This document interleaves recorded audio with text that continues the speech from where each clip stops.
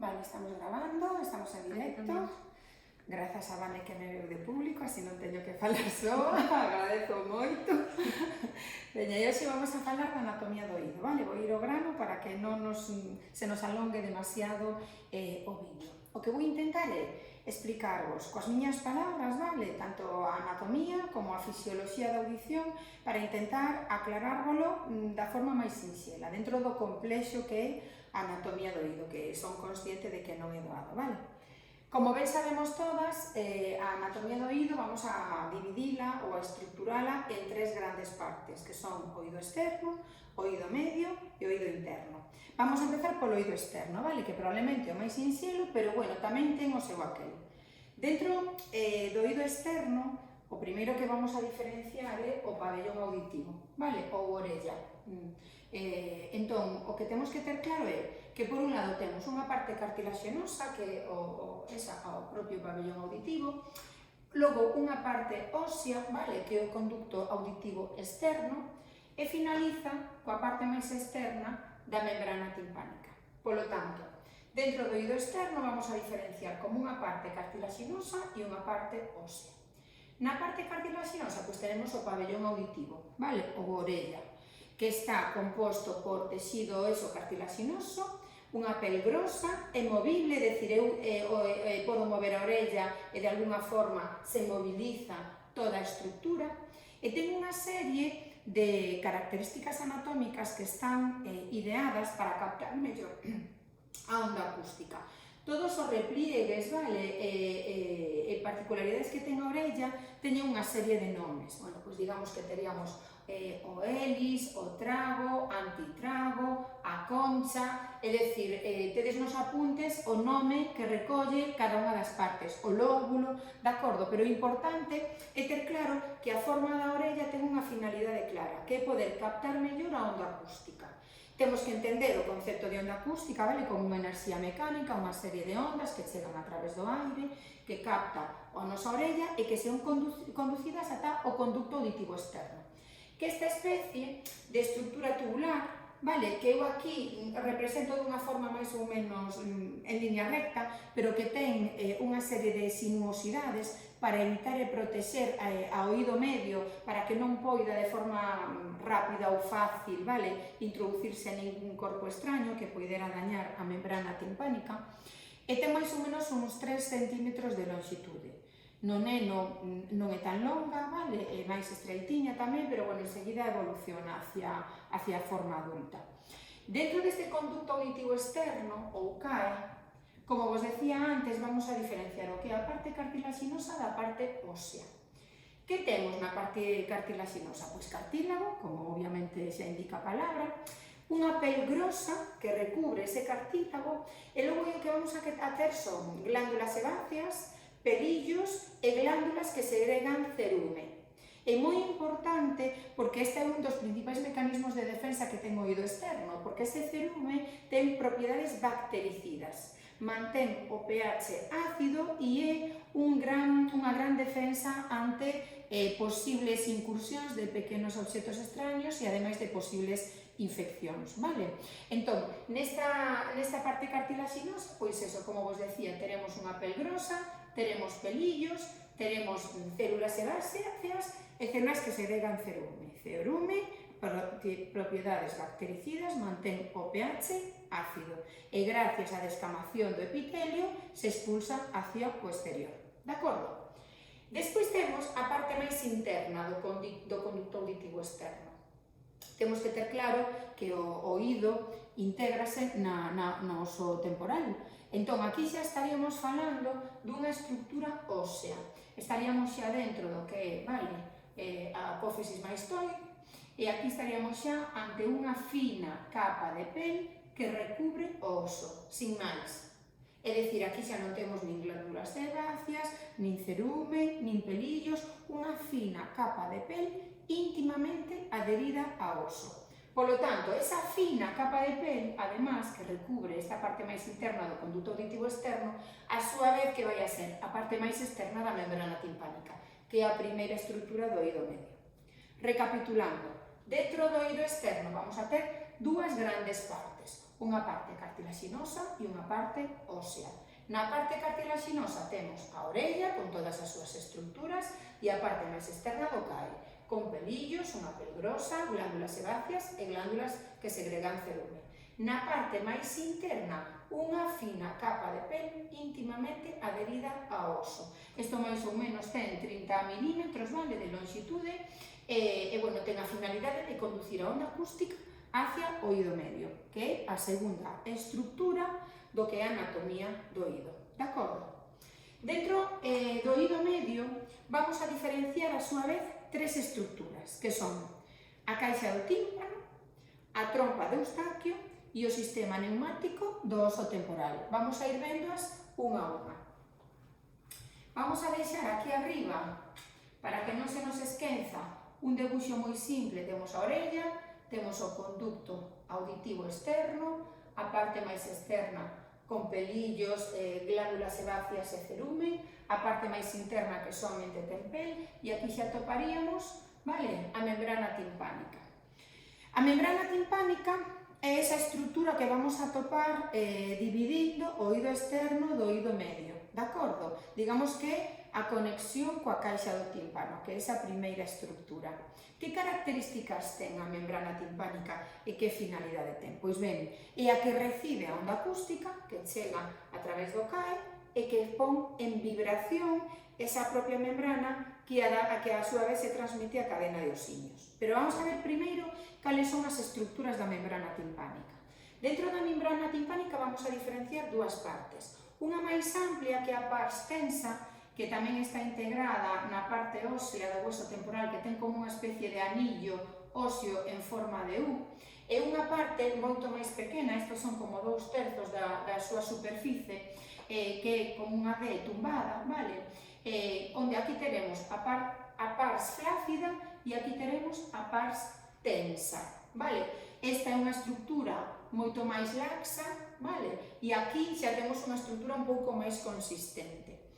Que diferencia unha parte de outra? Pois na pars tensa, que é a máis amplia, vamos a ter fundamentalmente tres componentes. Por un lado, vamos a ter un componente epitelial, que se lembramos, decíamos que a pel que recubría o conduto auditivo externo, a súa vez era a parte máis externa da membrana timpánica, esta parte epitelial.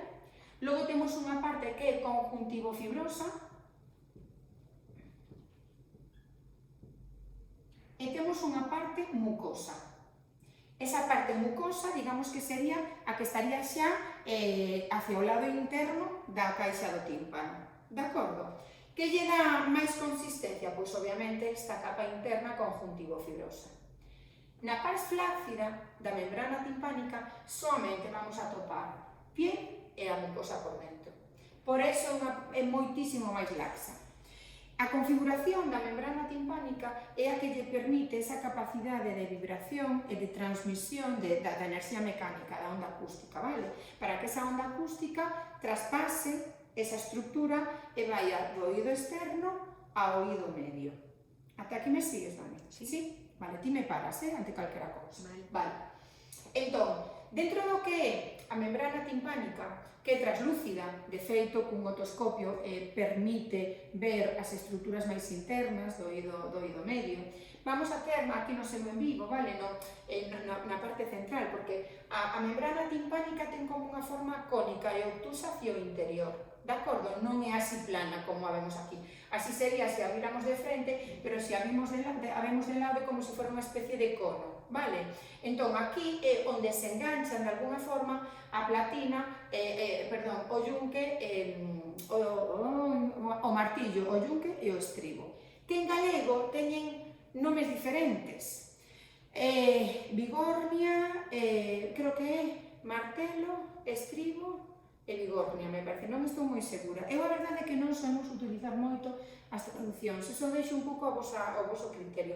Se alguén quere usar o término en galego propiamente dito, que os que fagan o tema en galego entendo que deberían, vale? Pois o poñen sen ningún problema. Entón, aquí o que vamos a ter esa cadena de osiños, vale? O martillo, o yunque e o estribo. O que é super importante é que teñamos claro que a caixa do tímpano, que é esta primeira estrutura do oído medio, é unha estrutura ósea, oca e rechea de aire. Aquí teríamos a membrana timpánica, de acordo? Con esta especie de cono, de ángulo obtuso hacia o interior. Aquí estaría o conducto auditivo externo e aquí estaría a orella ou pabellón articular. Para representar de algún xeito, teríamos aquí a cadena de osiños, o martillo, o yunque e o estribo. Que temos que saber da cadena de osiños? Bueno, pois o máis importante é que están suspendidos a través de ligamentos, vale? A caixa do tímpano, e que a súa estrutura anatómica está perfectamente pensada para amplificar a onda acústica, dende a membrana do tímpano ata o caracol. Que pasaría? Como? La batería se está botando. Quanto queda? 20. 20 de batería. Pois entón casi vamos a ir a... É que non teño aquí o cargador. Bueno, pois se non o gravamos o vídeo, vemos aí no Facebook o que de tempo e o que non despois o poñemos no vídeo, vale? Entón, martillo, yunque e estribo, e como veredes, o estribo máis adiante veremos que comunica co caracol a través da ventana oval, vale? Pero eso o veremos máis adiante. É moi importante que teñamos clara a función de amplificación que ten a cadena de huesecillos, de osiños, como un mecanismo, vale, de comunicación de oído externo e oído interno. Por qué? Como logo veremos, o caracol dentro non está baleiro, nin cheo de aire, está cheo de líquido. Como logo veremos, dentro do caracol temos perilinfa e temos endolinfa. Entón, a onda acústica é captada polo pabellón auditivo, conducida a través do conducto auditivo externo ata a membrana timpánica. A membrana timpánica ponse en movimento, vibra, traslada esa vibración á cadena de osiños e esa vibración se concentra nunha estrutura moi pequeniña que se chama ventana oval, que é a que vai a comunicar, vale, a oído medio co oído interno. Que ocorre? Non é necesario que saibamos moito de física, pero sí que é importante que, para coñecer a importancia que ten a amplificación deste mecanismo, temos que saber que cando unha enerxía pasa dun medio aéreo, non esquezamos que dentro da caixa do tímpano hai aire, é unha estrutura ósea, oca e rechea de aire, vai a pasar ao medio líquido e, ademais, ollo, esta enerxía mecánica que ten que traspasar a membrana timpánica, certa enerxía vai a ser reflectida, se vai a perder, igual que, de novo, vai a ter que traspasar a ventana oval. O propio sistema, o mecanismo de anclaxes entre un osiño e outro, o que fan é amplificar a onda acústica. Pero que, ademais, hai outro factor que é fundamental e é que temos que ter na cabeza a diferencia que hai entre a superficie da membrana timpánica e a superficie da ventana oval. Probablemente, se o fixéramos a escala, sería unha cousa así, é dicir, a membrana timpánica é moito máis grande que a ventana oval. Por lo tanto, a enerxía mecánica, esa onda acústica que me chega, que amplifica a cadena de osiños, concéntrase todavía máis nunha estrutura moito máis pequena, que fai que iso tamén contribúa enormemente á amplificación. Con todos estes mecanismos se compensa a perda de enerxía que habería entre o medio aéreo do oído medio e o medio líquido do oído interno. Polo tanto, cando decimos que o oído medio ten unha función de transmisión da onda acústica e amplificación da mesma, estamos falando precisamente disto, non? Do importante que é a cadena de osiños nese mecanismo de amplificación e, sobre todo, tamén a diferencia en canto superficie da membrana timpánica e da ventana oval. Todo iso axuda a que a perda de enerxía sexa mínima e a función da audición sexa eficaz. Me sigues? Sí. Sí, vale. Moi ben. Entón, de forma simple, esta sería a principal estrutura do oído medio, pero logo hai outras dúas que son moi importantes, que son o sistema neumático do oso temporal e a trompa de Eustaquio. Vale. Imaginemos que na parte posterior, vale, hacia arriba do que é a caixa do tímpano, bueno, sobre aquí máis ou menos vamos a topar un pequeno burato na estrutura ósea que se chama antro. E ese burato o que vai a comunicar con unha estrutura de celdas irregulares, aireadas, que ademais teñen unha distribución distinta en cada persoa. Para que o entendades ben, o sistema neumático do óso temporal parece a estrutura dunha esponxa. É dicir, non vas a topar dúas esponxas naturais exactamente iguais. Cada unha, verdad, ten os seus recovecos e as súas particularidades diferentes. No sistema neumático temporal das persoas pasa exactamente o mesmo. Entón, para que o entendades, é unha estrutura de celdas aireadas con unha distribución irregular que varía moito dunhas persoas a outras e que chega ademais a confundirse coa parte máis interna do óso temporal. Pensa que o sistema temporal está, o antro está na parte posterior, o sea, na parte de atrás do oído e hacia abaixo e hacia atrás, é dicir, é como que se chega a confundir con toda esta parte, vale, do cráneo, da estrutura ósea, o que de alguna forma comunica directamente coas partes máis internas do encéfalo. Que ocorre? Esta estrutura, que aparentemente non ten ninguna relación directa coa audición, é moi importante coñecela e, sobre todo, moi importante coidala, porque pode ser unha fonte importante de infeccións e algunha delas moi graves. Algo que temos que saber é que neste sistema neumático do óso temporal hai unhas células que segregan moco. É dicir, aí se segrega moco de forma natural. Tamén hai unhas células ciliadas que empurran ese moco. Hacia onde? Hacia o antro. Porque ademais ti pensa que pola forza da gravedade o antro está na parte posterior e no teito da caixa do tímpano. Polo tanto, o moco que se xenera polas células do sistema neumático do óso temporal, onde vai a caber? No chan da estrutura da caixa do tímpano, verdade? É como unha... obviamente, iso é a lei da gravidade, non necesitamos nada máis. Estas células que decimos que están no sistema neumático do óso temporal que xeneran moco, ademais consumen oxígeno. Se consumen oxígeno, que pasa? Que a composición do aire varía. Eso fai que se xeneren presións negativas en todo o oído medio, porque ti pensa que a caixa do tímpano está comunicado polo antro co sistema neumático do óso temporal. Decíamos que a caixa do tímpano era unha estrutura ósea oca e rechea de aire. Polo tanto, ese aire vai a estar en continuo cambio, se van a xerar presións negativas que logo veremos se teñen que compensar coa terceira estrutura do oído medio, que é a trompa de Eustaquio. Pero antes de chegar á trompa de Eustaquio, gustaríame retomar o tema do sistema neumático do óso temporal, porque, como decíamos, é unha estrutura que chega a niveis profundos e que pode conectar co encéfalo. Ti imagínate que haxa unha infección no oído medio. O sistema neumático do óso temporal é como unha especie de autopista sin peaxe para que esas bacterias cheguen ao propio encéfalo. Polo tanto, por eso é tan importante, sobre todo nenos pequenos, onde, digamos que o percorrido que teñen que facer esas bacterias é moito máis curto, porque as distancias obviamente son máis curtas. Claro, é moi importante curar esas infeccións de garganta e do oído, porque recurrentemente poderían supoñer problemas de saúde moito máis graves. Un exemplo que eu sempre poño cando chego aquí fai referencia ao tema dos implantes cocleares.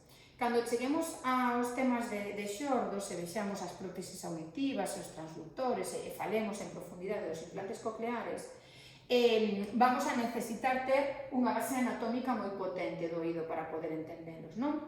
Pero mirade, fai moitísimos anos, pois eu non sei, pero igual debe de facer 20, non o sei, pero cando empezou a comercializarse e se empezaron a facer as primeiras intervencións cirúrxicas de implante coclear, houbo un gran rexeitamento por parte da comunidade xorda, bueno, e da comunidade ointe tamén, porque houve varias persoas xordas que morreron.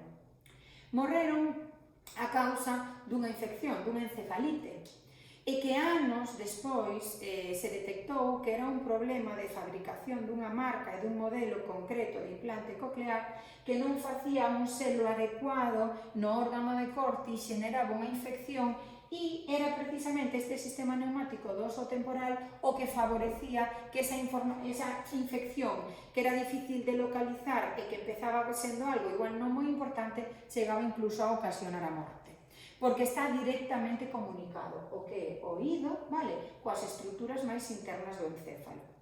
E como se comunica o oído coa garganta? Pois a través da trompa de Eustaquio. A trompa de Eustaquio sería a terceira estrutura do oído medio. E ten unha función clara, que é compensar as presións negativas que se xeneran no oído medio e, sobre todo, servir como vía de drenaxe das mucosidades que de forma natural e de forma patolóxica se xeneren no oído.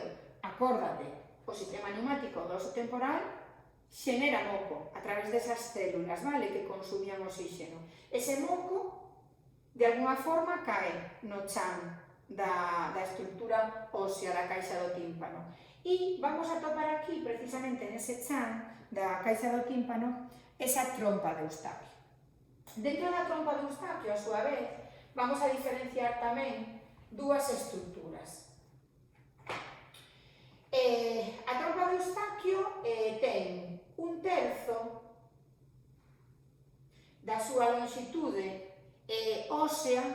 Lembremos que a caixa do tímpano é unha estrutura ósea que está completamente insertada dentro da estrutura do oso temporal, entón un tercio da trompa de Eustaquio é óseo, pero 2 tercios da mesma son cartilaxinosos, están suspendidos na base do cráneo e conectan coa rinofarinxe.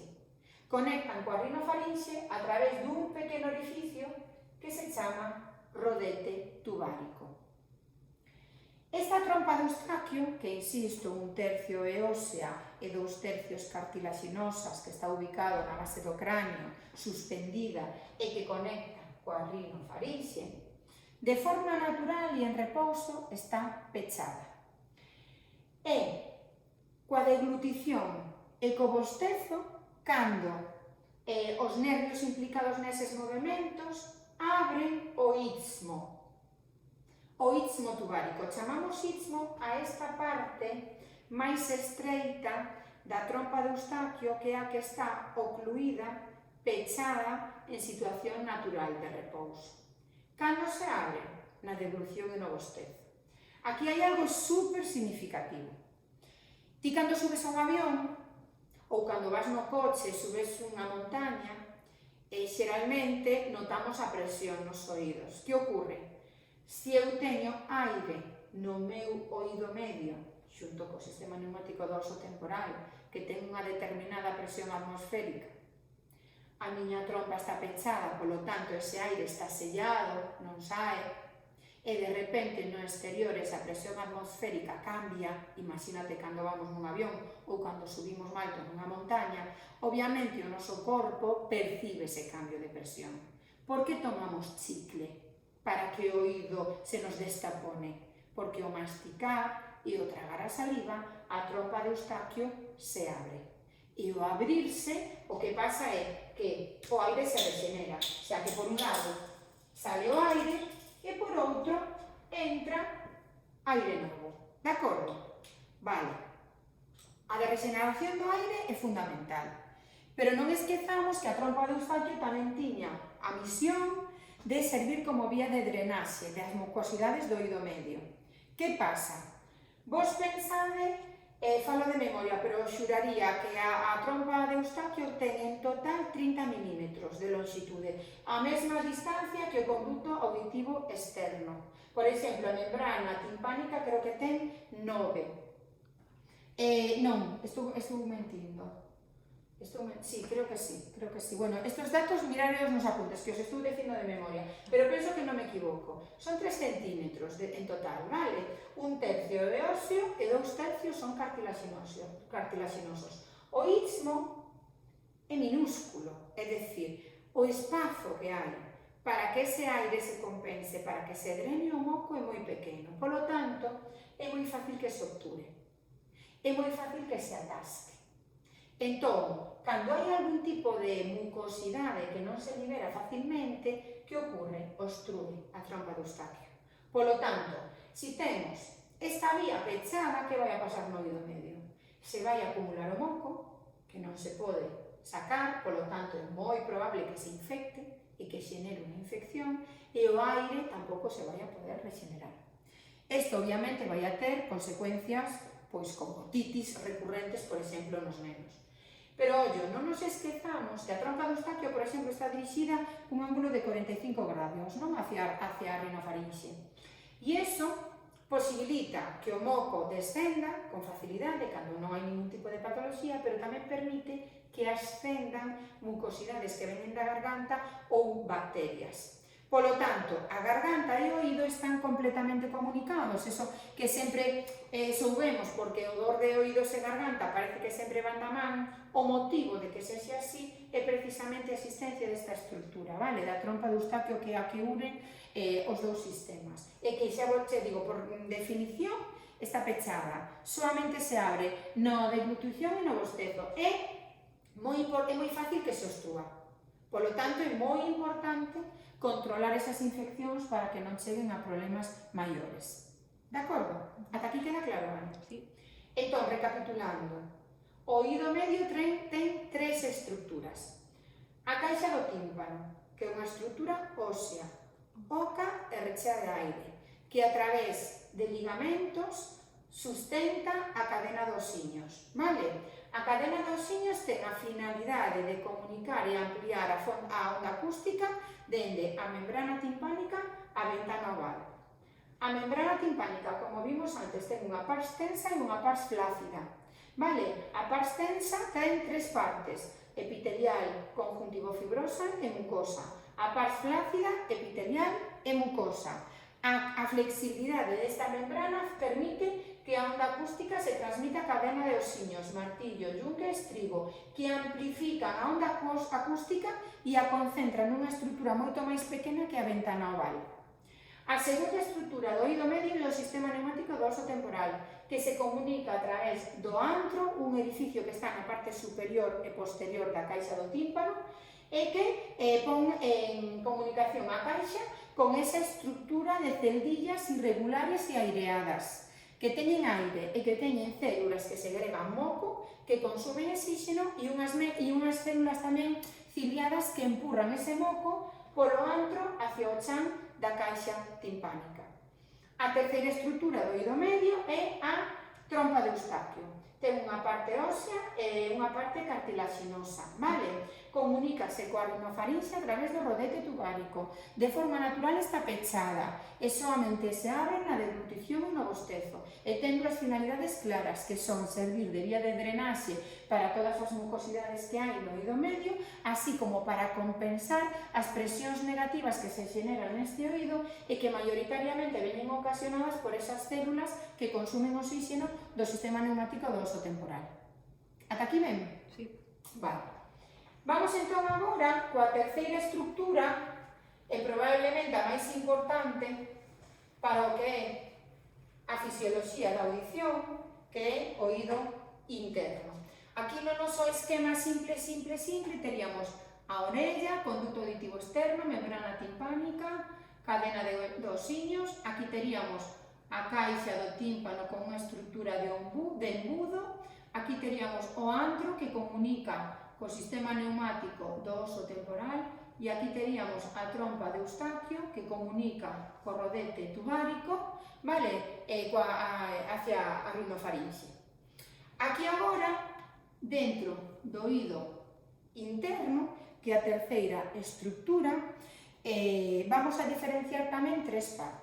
Bueno, dentro do oído interno falamos do laberinto anterior e do laberinto posterior. Un está encargado do equilibrio, que non vamos a falar agora del porque non está directamente relacionado coa audición, e o caracol, que é o órgano da audición, vale? Por que se lle chama caracol ao oído interno? Pois porque efectivamente ten forma de caracol, non? Pero para poder entender as estruturas internas que o conforman, o primeiro que temos é que imaginarnos que collemos esa estrutura tubular que está enroscada e a desenroscamos, de acordo? O caracol é unha estrutura tubular que se enrosca por razóns de economía de volumen nunha estrutura cónica e ósea maciza que se chama colúmena. É como se fora eso, un cono óseo, vale? Entón, nesta estructura cónica, esta estructura tubular que conforma o caracol se enrosca nunha espiral de 2 voltas e media. Nos o que vemos é esta estructura enroscada, vale? Para poder entendelo mellor, nos vamos a imaginar esta estructura desenroscada, como esta estructura tubular, de acordo? Para poder ver que é o que hai dentro deste caracol, vamos a imaginarnos que lle facemos un corte transversal. Imaginadevos, pensando no rotulador, non? Nesta perspectiva estaría a estructura tubular, vale? O que vamos a imaginar é que lle damos un corte transversal e que o vamos a ver así, de frente, por dentro, para ver que estructuras o conforman por dentro, vale? Porque vamos a ver tres. O oído interno está formado por un laberinto óseo, por un laberinto membranoso e por uns líquidos laberínticos. Polo tanto, se eu lle dou un corte transversal, o que vou a ver é isto, verdade? Polo tanto, aquí hai moitos nomeciños que igual vos poden confundir, pero realmente, cando os teñades claros, non é tan complicado. O primeiro que eu teño que saber é que é laberinto óseo e que é laberinto membranoso. Que é óseo? Isto vermello é óseo, verdad? Porque a estrutura tubular do caracol é óseo. E aquí vai haber un tabique que tamén é óseo. Temos que imaginar que aquí estaría a columena, que é unha estrutura cónica ósea e maciza, vale, na que se enrosca nunha espiral de 2 voltas e media, é dicir, todo isto é óseo. Isto digamos que sería a parte máis exterior. E logo vamos a topar dúas membranas que son as que forman o laberinto membranoso. Como se chaman estas membranas? Membrana basilar e membrana de Reisner. A xustaposición entre o tabique óseo e a membrana basilar dividiría a estrutura tubular en 2 compartimentos, un superior e un inferior. A súa vez, o compartimento superior está dividido noutros 2 compartimentos por unha estrutura membranosa que está tamén colocada desta forma oblicua. Queda claro? O que está de vermello sería o laberinto óseo e o que está de azul o laberinto membranoso. Vale? Polo tanto, a terceira estrutura serían os líquidos laberínticos, porque non esquezamos que dentro do oído interno atopamos líquido. O caracol está completamente cheo de líquido. E vamos a atopar 2 líquidos. A perilinfa e a endolinfa. Nomeciños que temos que aprender. Tabique óseo, membrana basilar e membrana de Reisner. Esta estructura inferior que queda do tabique óseo e membrana basilar se vai a chamar rampa timpánica. Rampa timpánica. Esta estructura superior, ósea e membranosa, chámase rampa vestibular. E este laberinto membranoso, conformado pola membrana basilar e a membrana de Reisner, chámase canal coclear. Isto, ás veces, sei que costa memorizalo, pero non é tan complicado. Vale, temos a estructura tubular cun eixe transversal, un corte transversal, tabique óseo, membrana basilar, membrana de Reisner, rampa vestibular, rampa timpánica, canal coclear. No laberinto óseo hai perilinfa, perilinfa e perilinfa, que é onde hai máis óseo. Tabique óseo, óseo, oso. Na rampa ou no laberinto membranoso hai endolinfa, que é o que está entre a membrana basilar e a membrana de Reisner. Queda claro isto? Sí. Sí? Ben, algo que é difícil a veces de pillar, e espero ser capaz de transmitírvolo con claridade, é o seguinte. Nesta rampa vestibular vai a estar a membrana oval. Eu me acordo de que esta é a rampa vestibular porque ten V igual que oval. E aquí vamos a topar na rampa timpánica outra pequena membrana que se chama ventana redonda. Ahora necesito que nos vayamos outra vez a este corte, a estrutura tubular desenroscada. Vamos a ver longitudinalmente. Se vos dades conta, se o vemos, en vez de velo directamente así, lle vamos a facer un corte así e baixalo, para ver as tres estructuras. Veríamos, aquí teríamos a rampa vestibular, aquí teríamos o canal coclear e aquí teríamos a rampa timpánica. Se entende? É dicir, sería un corte e aberto. O que temos que entender é que este laberinto membranoso, esta membrana basilar e esta membrana de Reisner, non chegan ao final de todo do conducto. A perilinfa que circula por a rampa vestibular é a mesma perilinfa que circula pola rampa timpánica. Este vértice da estrutura tubular chamase helicotrema. É moi importante ter claro que a mesma perilinfa que vai por aquí é a mesma que vai por aquí. A endolinfa nunca entra en contacto coa perilinfa. É esta, digamos que a membrana basilar e a membrana de Reisner, antes de chegar ao final do conducto, se sellan. E a endolinfa que hai aquí nunca entra en contacto coa perilinfa. Sí que é certo que, bueno, que a perilinfa e a endolinfa fórmanse a través dun filtrado moi complexo de líquido cefalorraquídeo, linfa e sangre, que está continuamente regenerándose, pero non entra nunca en contacto unha con outra. De acordo? Se cortou aí, bueno? Non? Vale, igual. Entón, eu teño que entender que se volvo a estructura do oído medio, tiña martillo, yunque e estribo. A platina do estribo está adherida a ventana oval. Quere decir que cando lle dá o latigazo desa onda amplificada que chegou pola rampa timpánica, se amplifica coa cadena de osiños e chega a ventana oval, que está aquí, ou nesta perspectiva está aquí, que vai a facer? Vai a poñer en movimento ao líquido que hai dentro da rampa vestibular, a esa perilinfa. Vale. Vou a facer aquí máis grande. Se esta é a estrutura tubular, vou me imaginar que o laberinto membranoso onde está a endolinfa está illado, vale? Entón, o que vou a ter, esta sería a membrana de Reisner, esta sería a membrana basilar. Aquí está a ventana oval e aquí está a ventana redonda. A platina do estribo vibra na ventana oval e automáticamente a perilinfa que hai na rampa vestibular ponse en movimento. Eso que vai a facer? Que se contaxe ese movimento a esta membrana, porque esta é unha membrana. A membrana de Reisner vai a empezar a moverse, vai a empezar a vibrar esta membrana. Se ve claro, non?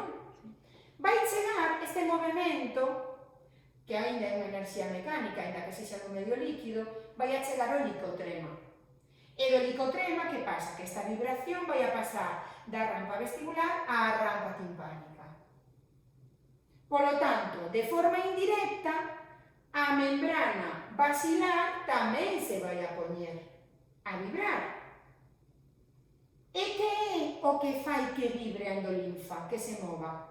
Pois o movimento da membrana de Reisner e a membrana basilar. O movimento da perilinfa é o que orixina o movimento das dúas membranas que conteñen a endolinfa e de forma indirecta moverase a endolinfa que está dentro do canal coclear. Non esquecemos que decíamos que aquí, nesta rampa timpánica, había tamén unha membrana que se chamaba ventana redonda. Esa membrana ten unha finalidade clara, que é compensar o movimento do líquido que é dentro desta estrutura ósea. Non podemos esquecer que esta estrutura tubular é oso. Polo tanto, se aquí houbera somente oso, este movimento, esta enerxía mecánica desta onda que ven vibrando, se chocara con algo ríxido, que faría? Que viñera de volta, se compensaran as enerxías e se perderan. Se perdería moita enerxía. Entón, é a ventana redonda que permite que haxa un movimento fluido e unha compensación desa enerxía para que non se perda. De acordo? Polo tanto, xa temos en movimento tanto a perilinfa como a endolinfa do oído interno. A platina do estribo, que está íntimamente adherida á ventana oval, pon en movimento a perilinfa da rampa vestibular Isto, a súa vez, pon en movimento a membrana de Reisner, esa vibración chega ao helicotrema, do helicotrema pasamos a mover a perilinfa da rampa timpánica, que a súa vez move a membrana basilar, e o movimento da membrana basilar e a membrana de Reisner poñen en movimento a endolinfa do canal coclear. É a ventana redonda que compensa dito movimento. Vale? E que pasa dentro? Porque ata agora non hai audición. Temos unha enerxía mecánica, que é unha onda acústica, que pasou dun medio aéreo ao medio líquido. Pois ben, é precisamente dentro do canal coclear, no laberinto membranoso, onde temos a endolinfa, onde vamos a topar o órgano de Corti. Si volvemos a esta estructura alongada, da estructura do caracol desenroscado, vale? E volvemos a ese laberinto membranoso, a membrana basilar está obviamente ao longo de todo o conducto, vale? Pois ao longo de todo ese conducto vamos a encontrar o órgano de Corti, que ten unha serie de estructuras. Por un lado ten unhas células sostén, unhas células ciliadas, que son como unha especie de pelillos, que a súa vez están recubertas por unha especie de toldo, pero debo coller outro roto, que senón non se vai a ver, que se chama membrana tectoria. Repito, órgano de Corti, células sostén, células ciliadas, que son como unha especie de pelillos, e membrana tectoria. Todo este órgano de Corti está longitudinalmente situado ao longo de toda a membrana basilar, dentro do canal coclear. Vale. No momento no que a endolinfa se pon en movimento e fai que estas células ciliadas do órgano de Corti rocen coa membrana tectoria, é nese momento no que esa onda acústica se convirte en impulso nervioso. Este é un momento clave na fisioloxía da audición. O rozamento das células ciliadas do órgano de Corti contra a membrana tectoria fai que se convirta a onda acústica en impulso nervioso. E, precisamente, de forma longitudinal ao longo de toda esta membrana basilar, onde van nacendo pequenas ramificacións do octavo par craneal ou nervio estatoacústico, que a través da columena, que era ese eixe cónico macizo no que estaba enroscado o caracol, vai conformando, unindo todos esos pequenos filamentos hasta conformar ese nervio que é o que vai a levar a ese impulso bioeléctrico hacia as áreas receptivas cerebrais. Polo tanto, xa temos a fisioloxía da audición, de acordo? Xa se convertiu a onda acústica que era captada polo pabellón auditivo nun impulso bioeléctrico que xa pode decodificar o noso cerebro. Eu penso que o máis importante de entender é precisamente estas estruturas do oído interno.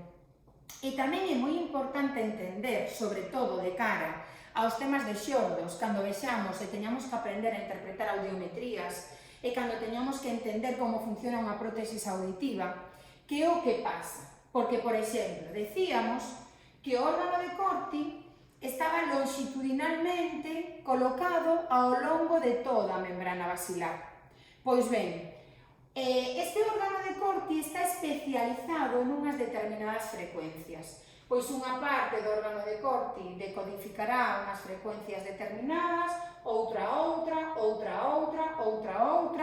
Xeralmente temos as frecuencias graves, as conversacionais e as agudas. Eso xa o veremos máis adiante.